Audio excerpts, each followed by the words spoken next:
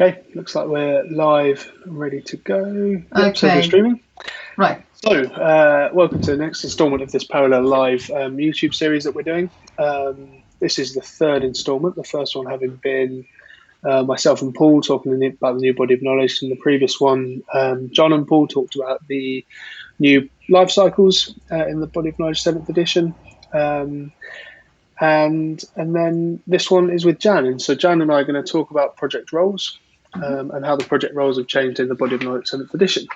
So Jan, do you want to say hello, introduce yourself? Hi guys, my name is Jan Underdown. I work for Parallel Project Training as a senior consultant. Been working with the guys for about 10 years, my 10th year now.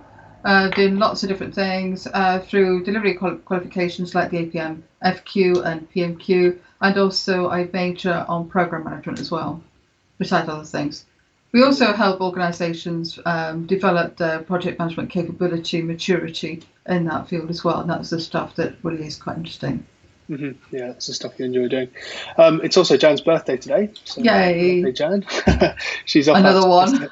She's off out to test her new running shoes after this live stream. Absolutely. So hopefully the sun stays out for that. Yeah. So we've talked about what the series is. This is obviously the third instalment. We're going to have another one after this next week, and then potentially some more. We're looking at maybe doing some live Q&A sessions. Mm-hmm. But let's get into the meat of the episode. So we're talking about project roles here. Right. So the reason we've talked about that is because they're changing for Body of Knowledge 7th edition. They've been looked at by the APM. So for those who haven't seen this before, Jan, give us an indication or give us an idea, an overview of what the project roles are in the APM's opinion. Okay, so there's one major change within the project roles and responsibilities from BoK6 to BoK7. So what you have on the screen there is the slide. Now we actually have a group called the steering group, and this group can be a whole host of different things. From senior management or a board of management within an organisation, it could be that you're part of a programme where you actually have other projects working alongside yours within a programme. So that'd be like a programme board perhaps, or it could be just merely a portfolio where you're working for a particular division, for example. Now, the steering group is called steering group because it steers the organisation towards things what we call strategic objectives of how they push the organisation forward. And of course, they're influenced by internal and external factors, and often we can describe those factors in terms of political, economic, social, technical, legal, etc. And so it's their job to make sure we're doing the right things the right way for the right ends for that organisation to survive in the future. Now, a person who can actually be delegated by the steering group is the sponsor. We know this as a project sponsor. And a project sponsor, as you see, it's actually within that bubble, should be a peer of the steering group. And they are somebody senior that actually is accountable for the project, accountable for the investment of the project, that the project will deliver a capability and output that provides outcomes and benefits to enable the organisation to move forward. So you might be delivering new capability like new marketing platforms that will increase the marketing customer base of an organisation to generate more benefits. We get more sales, the outcomes, and then we get more money. Yay. So we keep surviving. We keep surviving this particular thing. And I think going forward, we're going to see some interesting things there. The sponsor is also the main kind of line manager, if you like, of the project manager. And if my project goes into exception, I come across an issue. An issue is where something goes outside my authority. I need to escalate. So that person needs to make some key decisions. They're also the main person on behalf of the steering group who will make go, no-go decisions as we go through gates. Like decision gates through a project life cycle. Do we have a valid business case and concept? Well, yeah, cool, we carry on, plan project. And we actually have the investment gate at the end of definition. Are we quite certain around the risks that we know, around what we're going to deliver in terms of that, around the benefits we've identified that this project is going to do this particular job, yes or no?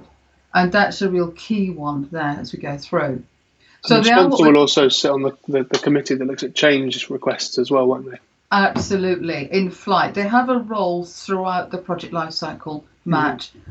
They should be the champion of the project, Mm-hmm. kicking the doors down to get us our resources, making sure we're aware of changing circumstances in the project context or environment that could impact our project. Mm-hmm. Like we may be losing funding, or being positive, more funding is available so we can do more stuff. Mm-hmm. So absolutely. And also, they are the de facto change authority, i.e. changes are authorised by this person, unless you have a delegated authority called change board or change authority. And that's a different ballgame. Okay, but we'll talk about that later on. Let's ignore Matt. that then. Let's move on to project manager. What's a project manager? Okay, I often describe project managers as the circus act, almost the hub of the project management scenario. And it's just like a circus act when you're spinning the plates on the poles. They're managing the project on the day-to-day basis. You've got the risks, the issues, the scope, the timescales, the quality, the funding, the stakeholders. Project would be great without people, to be honest. Managing the teams, looking at changes that impact the changes, the reporting, and also they plan all of this in terms of what we call a project management plan, which then gives you the baseline document of the whole thing. So we've got the actual baseline coming out of definition. So it is, you have to have a lot of resilience to be a really good project manager. You've got to have resilience in terms of energy, a kind of mental attitude. It has to be, we often look for people that have a can-do attitude, high energy in a project manager. And they need to be organised and motivated because they've got all these other stakeholders looking at them for the answers, haven't they? So they have. And to be honest, and this is really being honest, it's when the project's going really well, yay, the sponsor gets the credit. But when things are not going so well, the project manager's in very sharp focus. The project manager's fault, yeah. So to help the project manager do their job, they've got sort of two things helping them. They've got project team members and the project management office. So which one do you want to start with, Jan? Team members, well, let's carry down the line there. Team members can be both internal and external. They can be suppliers or contractors external to the organisation, and they'll be managed, their relationship will be a contractual relationship. And so we'll be talking about contracts and things further down the line in our discussions. But they'll still be managing a piece of the work, so we have to coordinate them as term as a project manager. Internally, we have teams, and those teams will be producing or providing input for us to deliver the output and the capability of the project. Those teams will be a wide range of skills depending on what we're building, what we're producing. And the skills can be providing expertise, advice or help, like procurement, like risk management, risk experts.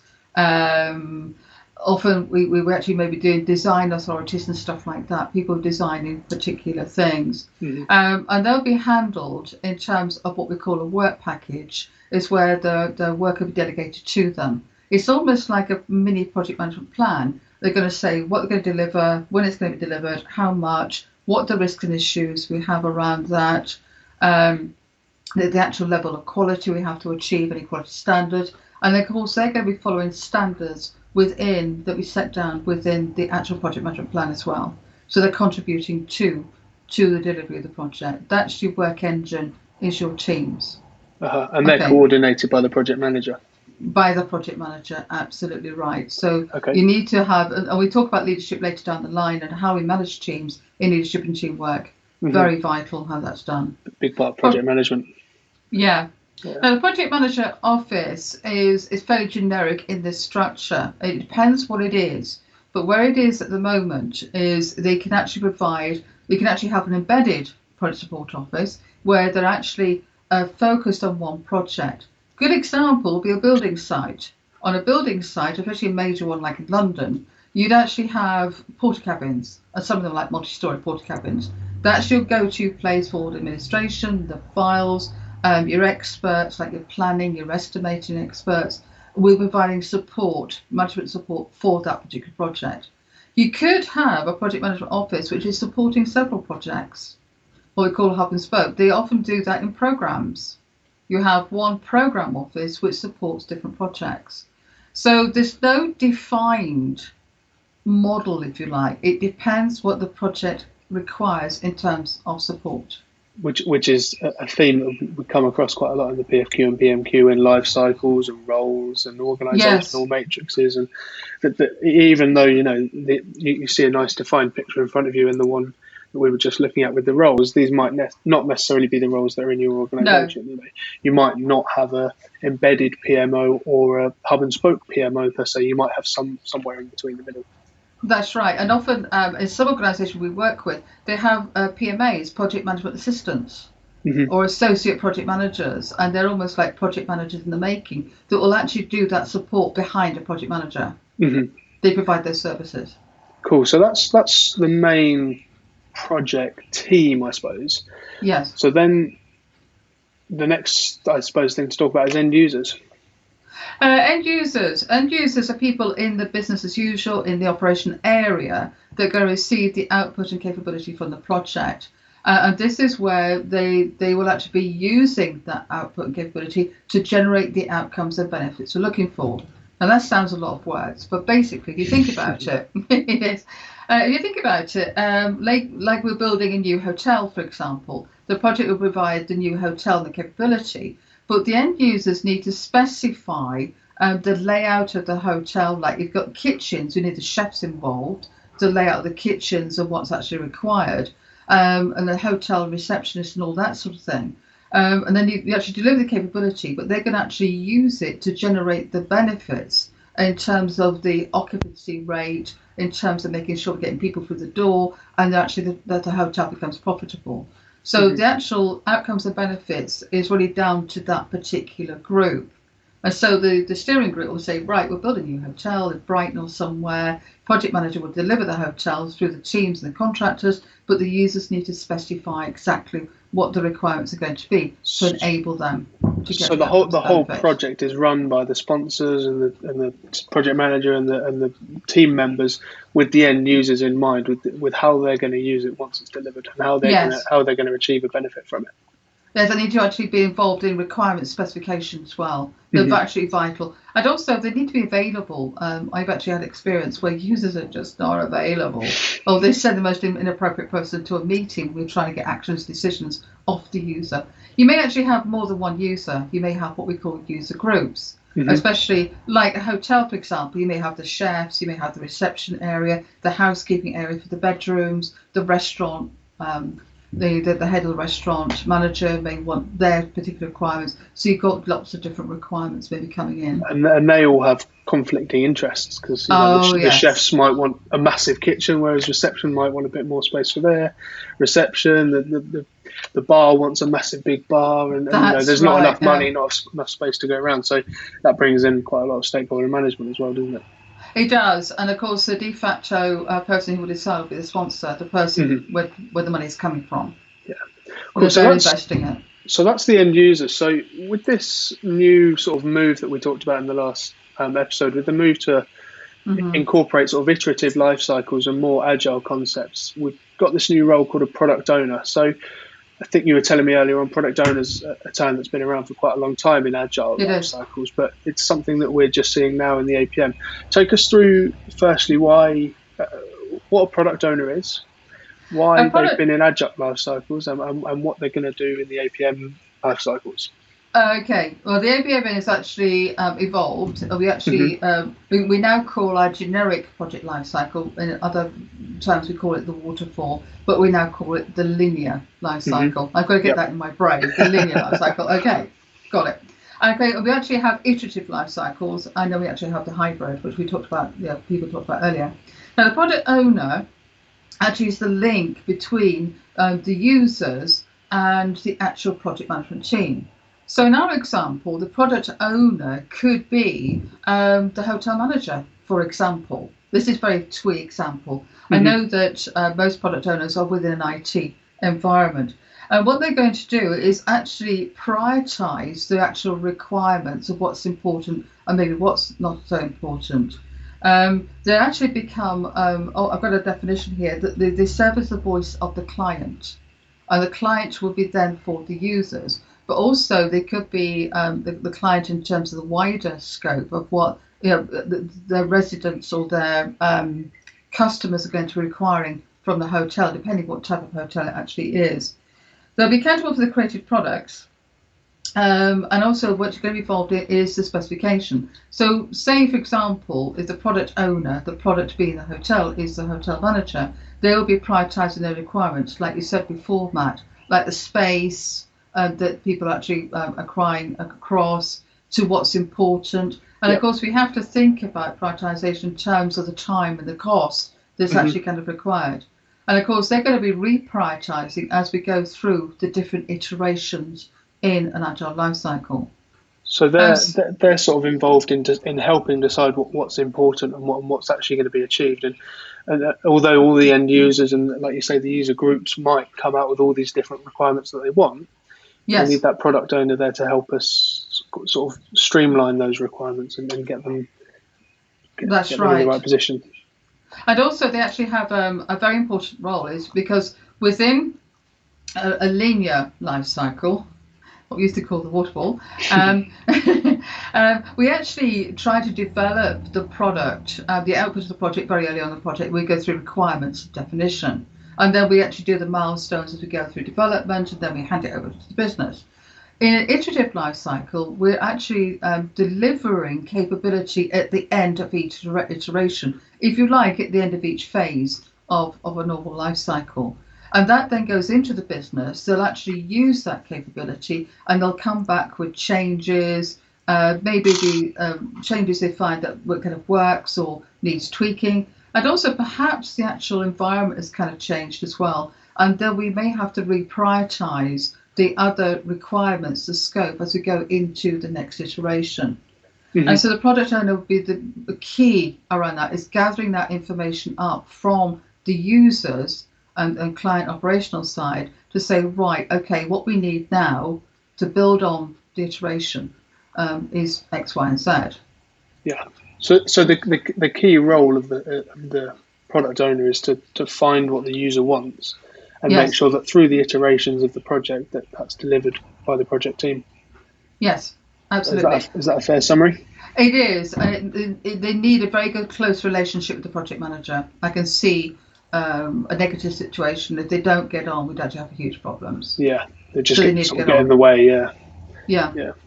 Cool. So that's a product owner. That's the new role, I suppose, for the APM's picture of project roles at the moment. I guess the thing that people might be asking, having watched this video, is what do they need to know? Firstly, with project roles, what do they need to know? And then with the product owner, how is that going to come up in their APM, PFQ, and PMQ exams? So let's go PFQ first. What do people need to know for the PFQ exam? For PFQ, with product owner and other roles, basically the broad scope of what each role does. Okay. Like product owner, you actually have the link between the users and the project. It defines what's actually required for the project. So they need to be able to say, what is a steering group? Yes. What is a sponsor? Definition. What is a project management office? And then they're going to answer multiple choice questions on that. Yeah, the definition. Or who is responsible for? Like who would be responsible for the business case? Sponsor. Okay. And I know, I can't remember whether you touched on this or in our conversation before this, but we talked about how it's quite important for these roles to be defined in a project. Absolutely. And how you set that out before you begin the project, and that goes in the project management plan, I believe. Yes, it does. It's very important that roles and responsibilities are defined, and I quite want that levels of authority are also defined. Is what can or I can't do. Now, project organisation structures may change. What we have in our example is a de facto one, but it's going to depend if you're part of a programme. It's going to depend if you actually have different roles and responsibilities within your organisation. It's going to depend if you're actually working with a partner organisation as well, of what the communication links are between the organisation and how the escalation kind of works. So this is like a BoK standard one, but it may change or be very different. So people might not be looking at their project organisation chart and they might not look at their chart and see this exact thing. They might not have a sponsor or a project team members per se, but they'll have somebody that's fulfilling that role, and they'll have people that that are working to deliver the deliverables. Obviously, they're the project team members. They'll have the people that they're delivering it for. They're the end users, and they might have some sort of a body supporting them with the information. That might be the project management office. Or something. Okay, so that's kind of the PFQ. What do people need to know for the PMQ? It's kind of the next level down, isn't it? Yes, it is. For the PMQ, PMQ. I said that right. PMQ. Okay, to get that right. Okay, you need a broader and deeper understanding of that role and how it kind of works, particularly through a life cycle or relationships of those roles. Very often in questions, they may look at two different assessment criteria. So it might be the relationship between the project manager and the sponsor through a particular life cycle, for example, and what that role does. So take the product owner. They're going to be actually probably involved in the business case and concept to actually identify and help with options in the business case, certainly with the planning of the tranches and how the the iterations, on my MSP speak here, the iterations, yes, I'll talk to you about that one in a minute. The iterations as well, about refining and reprioritizing the kind of requirements. So there's going to be a lot of different things. So basically for PMQ, you need to know how the roles, how they work, broader and deeper, and have a full understanding what that role does.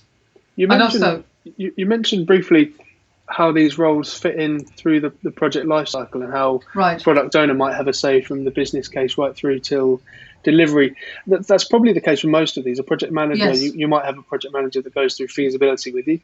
Project team members, they may be involved in feasibility. Sponsors obviously championing it at that stage. The difficult question is, which one of these might not be there through the whole process?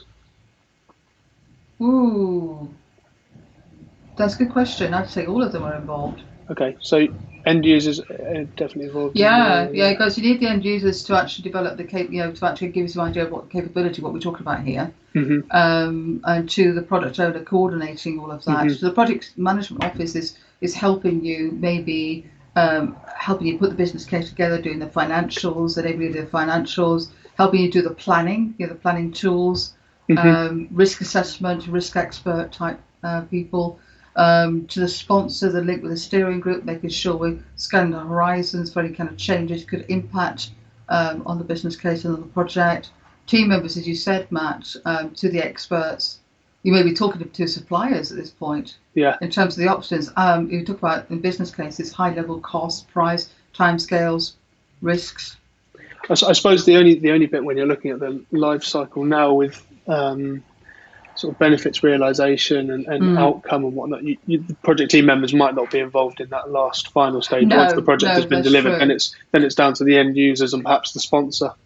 Yes, absolutely. Because once the project's delivered, then the project manager will step aside. It depends on the nature of the PMO, whether that survives once the project is over or not. It depends what that is. Okay, so they're all involved mostly throughout most of the life cycle. Good. So we've kind of talked about what the new role is, what this product owner is. We've talked about how they fit into the life cycles and how they fit into the PFQ and PMQ syllabus. I think that's covered everything we wanted to cover on the video. Anything else to add, Jan? There's only one thing, Toby, which we discussed earlier, is why they've brought in the life cycles within the APM in terms of iterative and linear and hybrid. It's because we actually are evolving. We're evolving as a project management community, and our maturity is getting higher. And it's interesting. I think I deliver program management a lot, and I quite like program management because it has that kind of flexibility. And I think sometimes these days, because the environment is much more complex, ever-changing, and changing quite quickly, we're going to see from COVID the actual change is going to come into our business environments. There's going to be a lot of changes. And sometimes we've had projects for 2 or 3 years. By the time we get to the end of the project, using a linear life cycle, the actual output is no longer fit for purpose. It's defunct. If you're delivering a mobile phone and the project takes you 5 years, by the time you deliver the mobile yeah, exactly. Useless. And so I think we're having to think a little bit more iteratively, and especially those of us who are actually delivering to clients, where they actually want you to deliver an outcome and a benefit, but we have no idea what the capability is going to be. Yeah. So you're going to have to do prototyping. You're going to have to do some sort of iterative development. So the change is you've got an idea in your head of what you need to achieve, what the goal is, but you actually haven't got an idea necessarily of what the product looks like at that stage. That's right. That's absolutely and right. how you're going to achieve that goal, which has always been the case in things like research projects, isn't it? You know, if you absolutely. Imagine a research project that's trying to cure a disease, you know that the end goal is curing that disease, but we don't know how. But we don't know how we're going to get there along the way. But it's still a project, and you still need some sort of methodology for managing that. That's right. That's right. Absolutely right. And I think that's so relevant right now. Is what your example right now. Yeah. No. Yeah. Exactly. Cool. So I think we're probably running out of time a little bit here, but I think we've covered that in quite a lot of detail. Like I said at the start, next episode I'm going to be with Michelle. Michelle's our guru on PMQ exam questions and how to answer exam questions and the format of the exam. So she's going to be covering sort of the command verbs for the exam and how to answer those questions with words like describe and list and explain and the best way to go about the PMQ exam. So I'm sure that's going to be a popular video and you're going to want to check that out. So thank you, Jan. Go and enjoy the rest of your birthday. Have a nice run with the trainers. I hope they've arrived. They said they're going to be delivered today. So no, that'll be a shame. Hopefully it's sunny tomorrow as well, so you can go for a run tomorrow. Okay, thanks, Matt. So thanks for watching, everyone who's watched. Look out for the next episode next week. Our podcasts are all out on wherever you get your podcasts as well. So check them out on Apple Podcasts, Spotify. They're on YouTube. They're on Facebook as well. Check them out. And our BoK7 courses go live next week. So please get in touch with us if you've got any questions. We're looking at the comments on these videos, or none of them. And you can reach us at 01183215030 or email us with you all the way at parallelprojecttraining.com and we'll get back to you. Cool. So thanks, Dan. Speak soon. Okay, thanks, Matt. Have a good weekend. Bye-bye. And you. Bye-bye. Bye.